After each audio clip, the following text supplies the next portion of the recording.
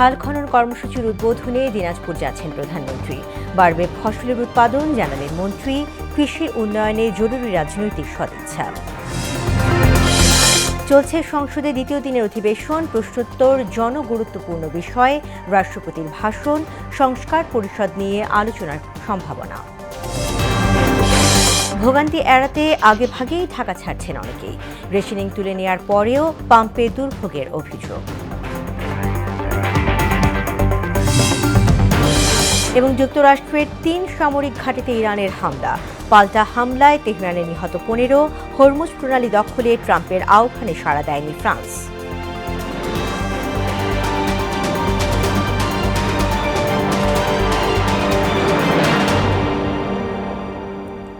আসসালামু আলাইকুম, মোহনা সংবাদে সবাইকে স্বাগত।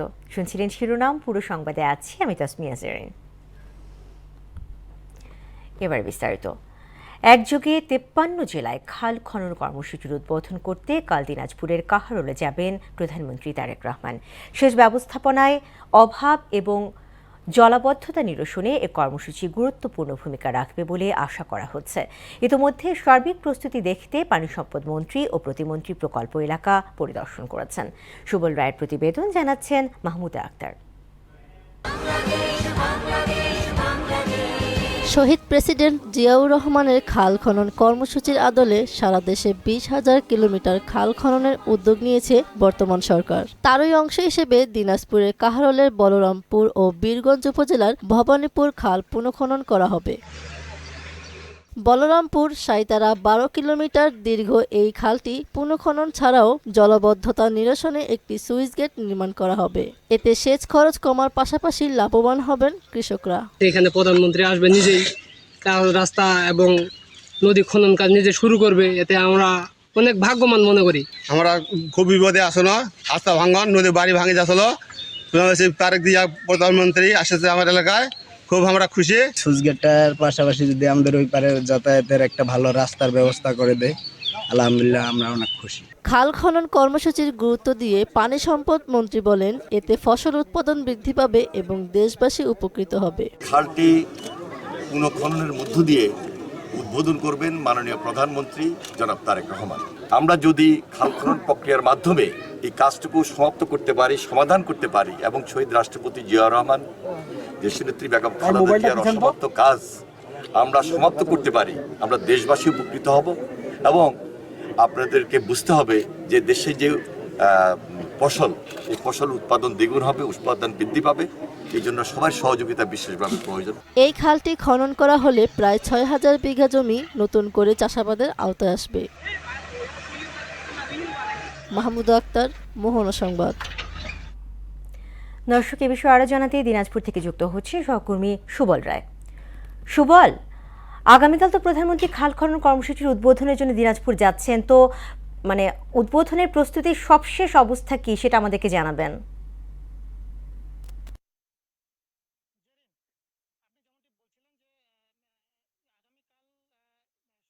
মার্চ কিন্তু প্রধানমন্ত্রী কিন্তু এই যে দিনাজপুরের কাহারোলের যে সাহাপাড়ায় আসবেন, এখান থেকে কিন্তু সারা দেশে কিন্তু উদ্বোধন করবেন একযোগেই।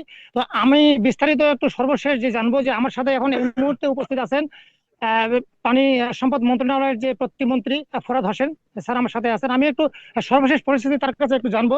স্যার, যেহেতু প্রধানমন্ত্রী আছেন, স্যার এখন পর্যন্ত সর্বশেষ যদি একটু বলতেন, স্যার কি অবস্থা? ধন্যবাদ। আপনারা নিশ্চয়ই দেখেছেন আমরা যেখানে দাঁড়িয়ে কথা বলছি সেটাই সেই বলরামপুরের সাহাপাড়া খাল। এই সাহাপাড়া খালটি হচ্ছে 12.20 কিলোমিটার। এখানেই মাননীয় প্রধানমন্ত্রী আগামীকাল এখানে খাল খননের মধ্য দিয়ে সারা বাংলাদেশে আমাদের 54টি জেলা একসাথে খাল খনন পুনঃখনন শুরু হবে, যার মধ্য দিয়ে আমরা আগামী দিনে বাংলাদেশে খাদ্য সংসম্পন্ন করব এবং বিদেশে খাদ্য রপ্তানি করতে পারবো। আমরা এর আগেও বলেছিলাম এই খাল খননটি একটি যুগান্তরী সিদ্ধান্ত। শহীদ জিয়াউর রহমান 1977 সাল থেকে 81 সাল পর্যন্ত সেই সময় কিন্তু অনেক খাল খনন করেছেন, যার মধ্য দিয়ে এই খালের মধ্যে দিয়ে মানুষজন কিন্তু মাছ চাষ করতে পেরেছে, সেইখানে মানুষজন হাঁস চাষ করতে পেরেছে। এছাড়াও খালের দুই পারে আমাদের বৃক্ষরোপণ করে সেখানেও কিন্তু আমাদের পরিবেশ ভারসাম্য রক্ষা করেছেন। আজকে কিন্তু আমাদের পরিবেশ ভারসাম্য নাই, বিশেষ করে আমাদের উত্তরাঞ্চলে আমাদের যে তুলনায় গাছ পালা দরকার, আমাদের নিঃশ্বাস নেওয়ার জন্য যে অক্সিজেন দরকার সেটা মাত্র 7%। অথচ নর্মালি যে কোনো মানুষের আমাদের নিঃশ্বাস নেওয়ার জন্য প্রায় 20+% দরকার। সেক্ষেত্রে এটাও কিন্তু একটা যুগান্তরের সিদ্ধান্ত হবে। আমরা ইতিমধ্যে আপনারা দেখতে পাচ্ছি আমাদের মঞ্চ প্রস্তুত, আমাদের এখানকার সাধারণ মানুষের মধ্যে একটা সচেতনতা তৈরি হয়েছে এবং উৎসবমুখর পরিবেশ তৈরি হচ্ছে আমাদের মাননীয় প্রধানমন্ত্রীকে বরণ করার জন্য।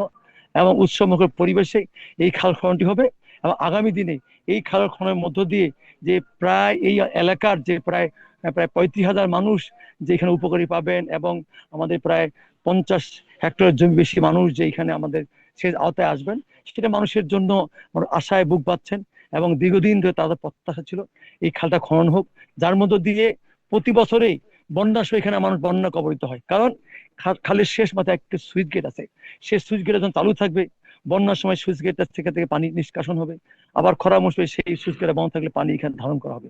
কাজেই এই এলাকার মানুষের মধ্যে একটা বিশাল আশার সঞ্চার শুরু হয়েছে। আমার বিশ্বাস এর মধ্য দিয়ে আমাদের মাননীয় প্রধানমন্ত্রী যে সারা বাংলাদেশে তার নির্বাচন ইশতেহার ছিল এই বিগত আগামী 5 বছরে উনি 20,000 কিলোমিটার খাল নদী খনন করবেন। আর মধ্য দিয়ে এই উদ্বোধনের মধ্য দিয়ে ইনশাল্লাহ আমাদের যে গণজাগরণ তৈরি হবে। আমার বিশ্বাস খাদ্যের স্বয়ংসম্পূর্ণ নয়, আমরা মৎস্যর ক্ষেত্রে, আমাদের পরিবেশের ক্ষেত্রে, আমাদের বিশেষ করে মানুষের আত্মনির্ভরতার ক্ষেত্রে আমরা এগিয়ে যাব। এবং এই যে খাল খননটা আমাদের মাননীয় প্রধানমন্ত্রী নিয়েছেন, উনি উদ্যোগ নিয়েছেন আমাদের সাধারণ মানুষ যেন স্বেচ্ছাশ্রম নয়, সাধারণ মানুষ যেন ঢাকামুখী না হয়ে তারা যেন গ্রামমুখী থেকে তারা যেন এইখানে সরাসরি খাল খননে সম্পৃক্ত হয়ে এইখানে যারা জীবন জীবিকা উৎপাদন করতে পারে। আমাদের মাননীয় প্রধানমন্ত্রীর চিন্তা একটাই যে একজন লোক ধনী নয়, আমরা প্রয়োজনে 1000 লোককে এখানে আমরা স্বাভাবিক করতে চাই। এইটা হচ্ছে মাননীয় প্রধানমন্ত্রীর লক্ষ্য। আশা করি আগামী কালকে সেই লক্ষ্য ইনশাল্লাহ বাস্তবায়ন শুরু করবে। ধন্যবাদ স্যার আপনাকে। আপনি যেটুকু জানলেন যে আগামীকাল যেহেতু এখান থেকে উদ্বোধন হবে সারা দেশে, তো আগামীকাল তার প্রধানমন্ত্রীর কিন্তু আরো কয়েকটি প্রোগ্রাম আছে। তো আমি যেটুকু বলতে পারি যে তার যে নানা এবং নানি এবং তার যে খালা, বড় খালা, তার কিন্তু কবর জিয়ারত করবে দিনাজপুরে ফরিদপুর গৌরস্থানে।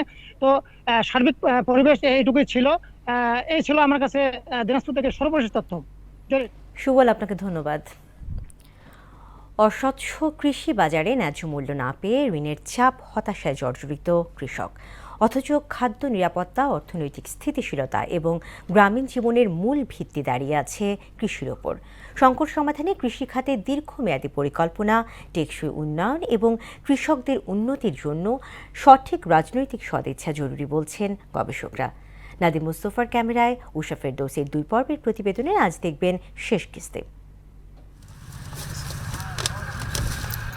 এভাবেই মিষ্টি কুমড়ার পুরো মাঠটি বিক্রি করে দিয়েছেন চাষি।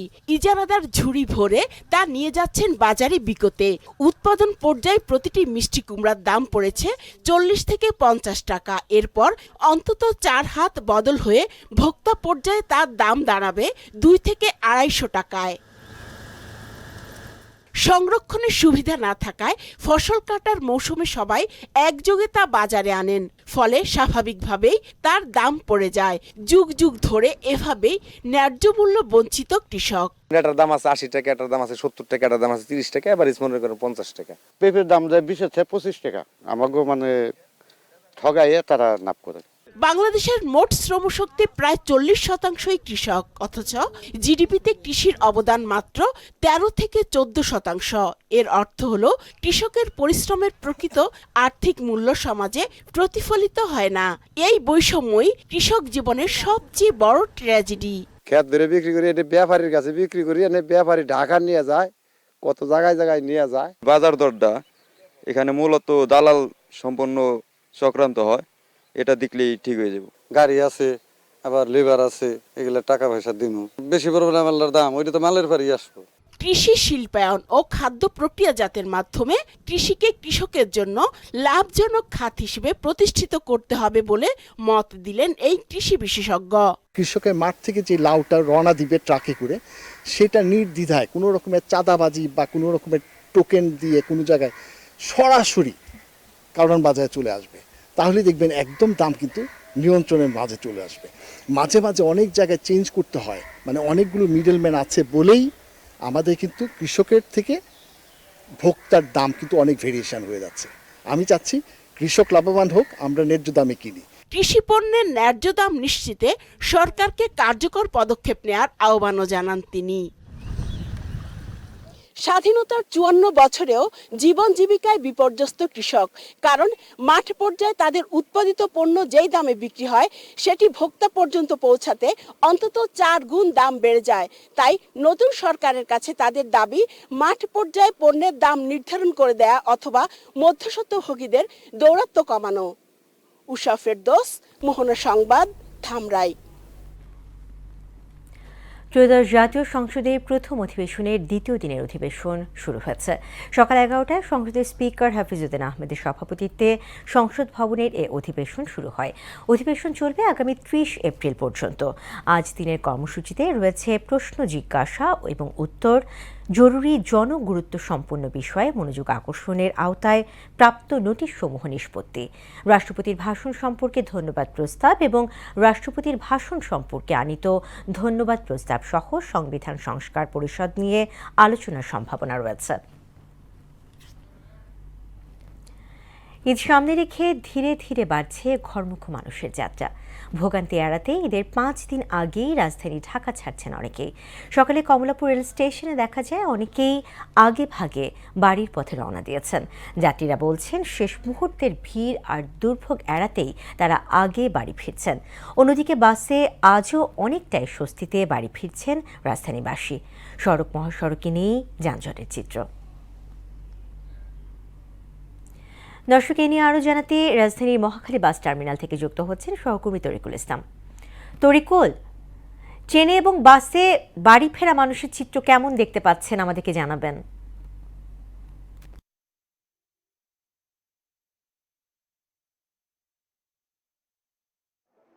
জেরিন, যেমনটা বলছিলেন যে ঈদ যত ঘনিয়ে আসছে ঘর ফেরা মানুষের ঘর ফিরছেন তারা, এবং রাজধানী ঢাকা ছেড়ে তাদের প্রিয়জনের কাছে ছুটে যাচ্ছেন। আমি এই মুহূর্তে অবস্থান করছি রাজধানী মহাখালীতে, এবং এই মহাখালী ঘুরে সকাল থেকে যেটা দেখতে পেয়েছি সেটি হচ্ছে ঘর ফেরা মানুষজন তারা আসছেন, এবং এই যে রাজধানীর মহাখালী বাস স্ট্যান্ড সেটি হচ্ছে ঢাকার সবচেয়ে বড় বাস স্ট্যান্ডগুলোর অন্যতম একটি। এই বাস স্ট্যান্ড থেকে প্রায় ১৬ থেকে ১৮টি জেলায় যাতায়াত করা যায়। এছাড়া সায়দাবাদ, গাবতলী টার্মিনাল থেকেও দক্ষিণ এবং পশ্চিম অঞ্চলের বিভিন্ন জেলায় নিয়মিত বাস চলাচল করে। আমরা এই মহাখালী বাস স্ট্যান্ডে আসার আগে রাজধানীর কমলাপুর রেল স্টেশন ঘুরে আমরা দেখেছি, সেখানে সকাল থেকে মানুষ আসতে শুরু করেছেন তারা বাড়ি ফেরার জন্য। বিশেষ করে দেশের উত্তর অঞ্চলের মানুষজন ট্রেন যাত্রা করতে বেশি স্বাচ্ছন্দ্য বোধ করেন, এবং তারা রাজধানী কমলাপুরে এসে ভিড় জমাচ্ছিলেন। তাদের সাথে কথা বলে আমরা যেটা জানতে পেরেছি, তারা বলছেন যে আর ৫ দিন বাকি পবিত্র ঈদ উল ফিতর, এবং এইটি তাদের প্রিয়জনের সাথে, পরিবারের মানুষদের সাথে এই আনন্দ ভাগাভাগি করে জোরে কাটানোর জন্য তারা ঢাকা ছাড়ছেন স্বস্তির মাধ্যমে। বাংলাদেশ রেলওয়ে তথ্য অনুযায়ী কমলাপুর রেল স্টেশন থেকে প্রতিদিন প্রায় ৫০টিরও বেশি অন্তর্নগর এবং মেইল ট্রেন দেশের বিভিন্ন অঞ্চলে ছেড়ে যাচ্ছে। এসব ট্রেনের মধ্যে ৪০টিরও বেশি জেলায় সরাসরি এবং সংযোগের মাধ্যমে যাতায়াত সুযোগ রয়েছে, এবং ঈদকে সামনে রেখে এই ট্রেনগুলো যাত্রীদের চাপও ধীরে ধীরে বাড়বে বলে সংশ্লিষ্ট কর্তৃপক্ষ আশা করছে। যাত্রীরা বলছেন ঈদের ঠিক আগের দিনগুলোতে বাস এবং ট্রেন স্টেশনগুলো তীব্র ভিড় এবং দীর্ঘ যানজট এবং টিকিট সংকট দেখা দিতে পারে, আর সেটিকে তারা মাথায় রেখে অনেক সময় ঘন্টার পর ঘন্টা অপেক্ষা করতে হয়। সেই অভিজ্ঞতা থেকেই তারা এই ট্রেন যাত্রা এবং এই বাসের মাধ্যমে, অর্থাৎ সড়ক পথে ঈদ যাত্রাকে সহজ করার জন্য তারা আগেভাগে ঢাকা ছাড়ছেন। বিশেষ করে আমরা যেটা গত বছর এবং বিগত বছরগুলোতে লক্ষ্য করেছি যে এই ঈদ যাত্রাকে কেন্দ্র করে ঘরমুখী মানুষের একটা ঢল নামে, সেটি এবছর লক্ষ্য করা যাচ্ছে না, এবং অনলাইনের মাধ্যমে টিকিট বিক্রিতে কিছুটা ভিড় কমেছে বলে আমরা জানতে পারছি। তো জেরিন, ঢাকার মহাখালী বাস স্ট্যান্ড থেকে সর্বশেষ এই খবর ছিল আমার কাছে। তরিকুল, আপনাকে ধন্যবাদ। সরকারের পক্ষ থেকে জ্বালানি তেল বিক্রিতে রেশনিং পদ্ধতি তুলে নেওয়ার ঘোষণা দেওয়া হলেও স্বাভাবিক হয়নি ফিলিং স্টেশনগুলোর চিত্র। এখনও অধিকাংশ স্টেশনে বিদ্যমান তেল ক্রেতাদের দীর্ঘ সারি। যদিও সরকারের পক্ষ থেকে বলা হচ্ছে এখন থেকে সকলেই কিনতে পারবেন চাহিদা মতো জ্বালানি তেল, কিন্তু ক্রেতাদের অভিযোগ এখন তেল মিলছে না চাহিদা মোতাবেক। ফিলিং স্টেশন সংশ্লিষ্টদের দাবিও একই রকম। তারা বলছেন ডিপোতে মিলছে চাহিদা মোতাবেক জ্বালানি তেল। দর্শক, এ নিয়ে আরও জানাতে রাজধানী থেকে যুক্ত হচ্ছেন সহকর্মী বিজন কুমার। বিজন, আজ থেকে তো রেশনিং পদ্ধতি তুলে নেওয়ার ঘোষণা দিয়েছে সরকার, তো পেট্রোল পাম্পগুলো কি মানছেন সেই সিদ্ধান্ত?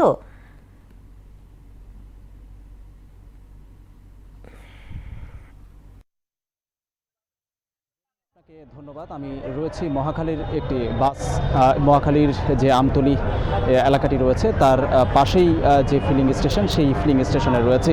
এবং আজ সকালে অনিন্দ ইসলাম অমিত, যিনি আপনার হলো বিদ্যুৎ জ্বালানি প্রতিমন্ত্রী, তিনি আজকে ঘোষণা দেন যে আজকে থেকে রেশনিং পদ্ধতিতে জ্বালানি তেলের যে বিক্রয়ের কার্যক্রমটি ছিল সেটি তুলে নেওয়া হবে। তবে এরপরে আজকে যখন আমরা ফিলিং স্টেশনগুলোতে ঘুরে দেখেছি, আজকে বর্তমানে যেখানে রয়েছে সেখানেও কিন্তু আমরা জ্বালানি তেল ক্রেতাদের যে দীর্ঘ সারি সেটি লক্ষ্য করা গেছে। এবং এখনও কিন্তু আপনি দেখতে পাবেন যে দীর্ঘ সারিটি রয়েছে এবং পর্যায়ক্রমে আসছে। এবং রেশনিং পদ্ধতির বিষয়ে যেটি বলছিলাম আপনাকে, যে রেশনিং পদ্ধতিতে এখনও কিন্তু বিক্রি হচ্ছে ফিলিং স্টেশনগুলোতে তেল। এখন পর্যন্ত মোটরসাইকেল যেগুলো রয়েছে তারা চালকরা 5 লিটার করে তেল পাচ্ছেন। একই সঙ্গে প্রাইভেট কারগুলো যেগুলো রয়েছে সেগুলো 10 থেকে 15, এবং এই যেগুলো আসলে নির্ধারিত ছিল সেগুলোই পাচ্ছেন। এবং এর আগে অস্বাভাবিকভাবে বিক্রি ঠেকাতে গত 6 মার্চ থেকে জ্বালানি তেল সরবরাহের সীমা বেঁধে দেয় সরকার। এর আগে গত 10 মার্চ রাইড শেয়ার করা মোটরসাইকেলদের জন্য সীমা কিছুটা বাড়ানো হয়। শুরুতে 2 লিটার থাকলেও এটি বাড়িয়ে সর্বোচ্চ 5 লিটার করা হয়। এবং এই পদ্ধতিতে কিন্তু এখন পর্যন্ত 5 লিটার করে তেল পাচ্ছেন মোটরসাইকেলগুলো পাচ্ছেন। এবং এছাড়াও 7 মার্চ থেকে ফিলিং স্টেশনের চাহিদা চেয়ে 25% হারে কম সরবরাহ করা হচ্ছিল। এবং 11 মার্চ থেকে বিভাগীয় শহরে ফিলিং স্টেশনে 10% সরবরাহ বাড়ানো হয়। এরপর চাহিদা মতো সরবরাহ পেতে সংবাদ সম্মেলন করে দাবি জানায় ফিলিং স্টেশন যেগুলো রয়েছে তাদের মালিকগুলো। এবং তারপর থেকেই আজকে এই ঘোষণাটি আসে, যদিও বা এখন পর্যন্ত স্বাভাবিক হয়নি। এবং বিপিসির একটি তথ্য আমার কাছে রয়েছে, এই মাসে জ্বালানি তেল মোট 18টি জাহাজ আসার কথা রয়েছে এবং গতকাল 14 মার্চ পর্যন্ত 6টি জাহাজ এসেছে। এবং খুব শীঘ্রই এই আজকে যেহেতু ঘোষণাটি এসেছে যে জ্বালানি তেলের স্বাভাবিক হবে, এবং যেহেতু সকালেই আজকে ঘোষণা, এখন পর্যন্ত সেটি স্বাভাবিক হয়নি। তবে ক্রেতা বিক্রেতা যারা রয়েছেন অর্থাৎ ফিলিং স্টেশনের মালিক, তারা প্রত্যাশা করছেন যে খুব শীঘ্রই এটি আপনার হলো যে সমাধান হয়ে যাবে এবং সরবরাহটি স্বাভাবিক হবে। এই ছিল সর্বশেষ তথ্য। বিজন, আপনাকে ধন্যবাদ। জুলাই আন্দোলনে ধানমন্ডি মোহাম্মদপুর এলাকায় 9 জনকে হত্যাসহ 3 অভিযোগে ঢাকা দক্ষিণ সিটির সাবেক মেয়র ব্যারিস্টার শেখ ফজলে নূর তাপস এবং আওয়ামী লীগ নেতা জাহাঙ্গীর কবির নানক সহ 28 জনের বিরুদ্ধে করা মানবতা বিরোধী মামলার শুনানি চলছে। বিচারপতি গোলাম মুর্তুজা মজুমদারের নেতৃত্বাধীন আন্তর্জাতিক অপরাধ ট্রাইব্যুনাল 1-এ এই বিচারিক কার্যক্রম শুরু হয়। একই ট্রাইব্যুনালে শামীম ওসমান ও তার ছেলে অয়ন ওসমান সহ 12 জনের বিরুদ্ধে নারায়ণগঞ্জে মানবতা বিরোধী অপরাধ মামলায় শুনানি রয়েছে। অন্যদিকে সাক্ষী উপস্থিত না হওয়ায় জুলাই আন্দোলনে কুষ্টিয়ায় 6 জনকে হত্যা মামলায় আওয়ামী লীগ নেতা মাহবুবুল আলম হানিফ সহ 4 আসামির বিরুদ্ধে সাক্ষ্য গ্রহণ হয়নি। পরবর্তী সাক্ষ্য গ্রহণের তারিখ 5 এপ্রিল নির্ধারণ করা হয়েছে। ইসরায়েল, ইরাক ও কুয়েতে অবস্থিত যুক্তরাষ্ট্রের 3 সামরিক ঘাঁটিতে হামলা চালিয়েছে ইরান। তেল আবিবের একটি শিল্পাঞ্চলেও তাদের ক্ষেপণাস্ত্র আঘাত করেছে। একই সময়ে ইরানের ইস্পাহান শহরের একটি শিল্প কারখানায় হামলায় অন্তত 15 জন নিহত হয়েছে। এদিকে হরমুজ প্রণালী দখলে ট্রাম্পের মিত্র জোট গঠনের ডাকে সাফ না করে দিয়েছে ফ্রান্স। বিস্তারিত প্রিয়াঙ্কা নিতু ডেস্ক রিপোর্টার।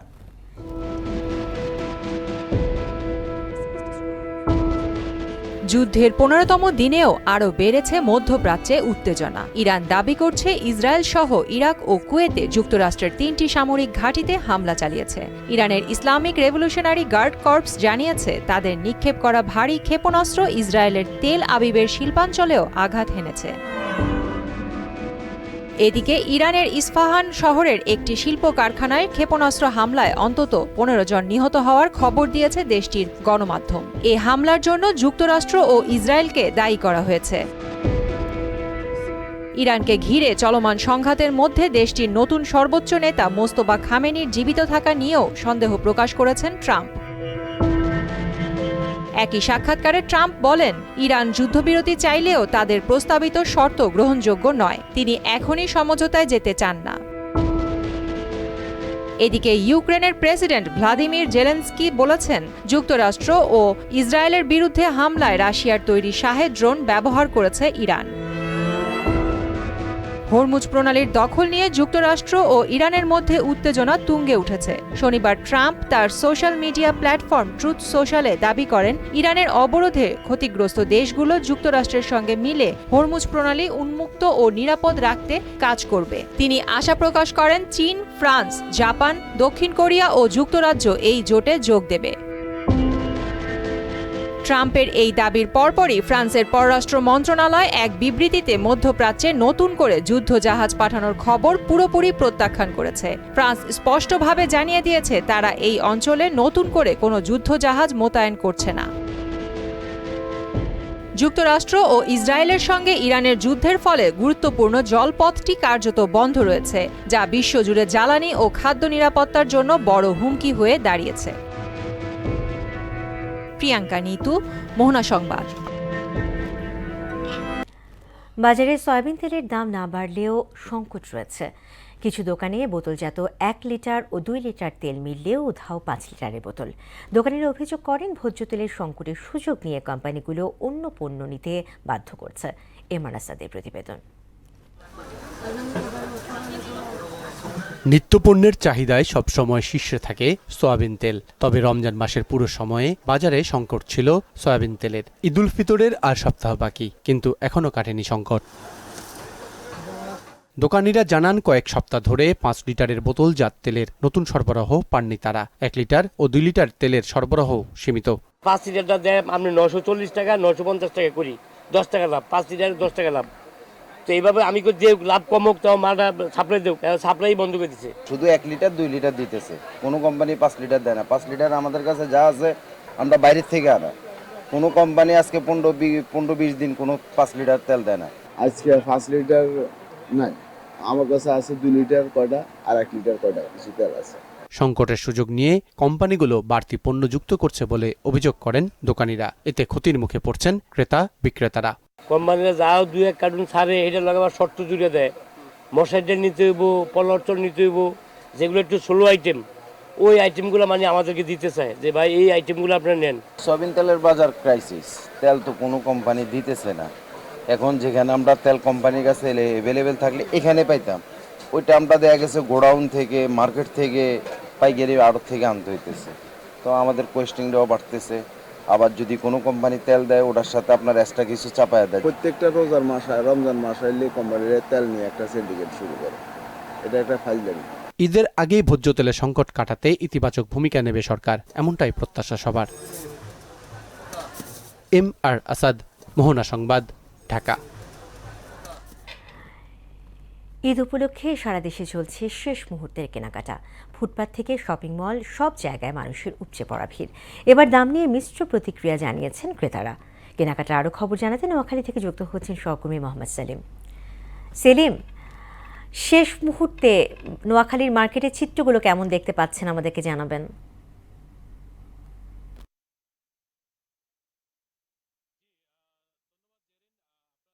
যেটি আপনাদেরকে জানিয়েছি যে নোয়াখালীতে শেষ মুহূর্তে কিন্তু ঈদুল ফিতরের মার্কেটগুলো কিন্তু উপচে পড়া ভিড় জমেছে।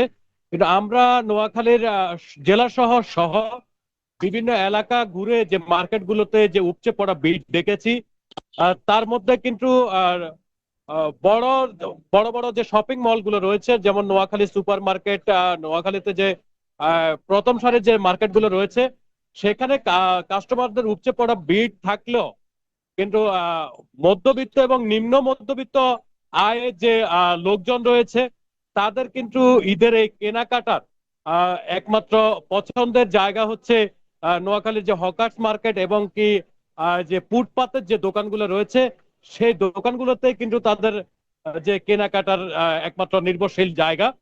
আমরা বিভিন্ন দোকানদারদের সাথে কথা বলে যেটি জানতে পেরেছি যে এবারের ঈদে দোকানদারদের যেমনটি বিভিন্ন জামা কাপড়ের প্রোডাক্টের উপরে যে কেনাকাটাতে যে তাদের যে দাম নির্ধারণ করা হয়েছে, অর্থাৎ তাদের মূল্য বেশি মূল্য দিয়ে তারা ক্রয় করতে হচ্ছে, যার কারণে বাজারে ক্রেতাদের মধ্যে একটু হিমশিম খাচ্ছে দাম নিয়ে।